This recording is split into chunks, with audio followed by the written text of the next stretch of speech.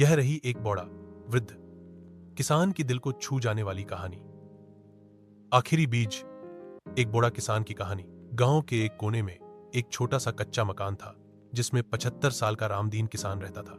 उसकी पीठ अब झुक चुकी थी, हाथ कांपते थे, लेकिन उसकी आंखों में अब भी जमीन से प्रेम और मेहनत की चमक थी। रामदीन ने अपनी पूरी जिंदगी खेतों में बिता दी थी।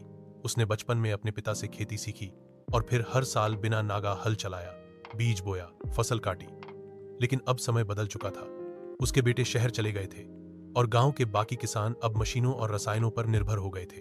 एक दिन गांव में सूखा पड़ा। सब किसान परेशान हो गए। खेत सूख गए, कुएं खाली हो गए। लोग शहर जाने की तैयारी करने लगे।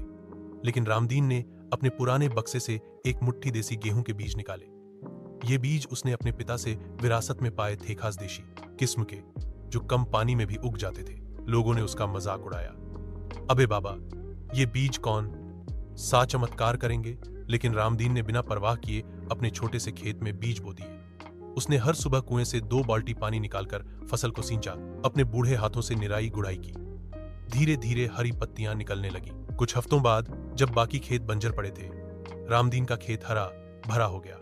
उसकी मेहनत रंग लाई, फसल पकने लगी। अब वही लोग जो हंसते थे उसके खेत के किनारे खड़े होकर कहने लगे, बाबा, हमें भी ऐसे बीज दो, हमें भी सिखाओ कि कम में ज्यादा कैसे उगाया जाता है। रामदीन मुस्कुराया। उसने कहा, खेती सिर्फ बीज से नहीं होती बेटा, दिल और धीरज से होती है। अगर आप चाहें तो मैं इसे एक चित्र, पुस्तक, नाटक या और विस्तार से एक उपन्यास की तरह भी विकसित कर सकता हूं।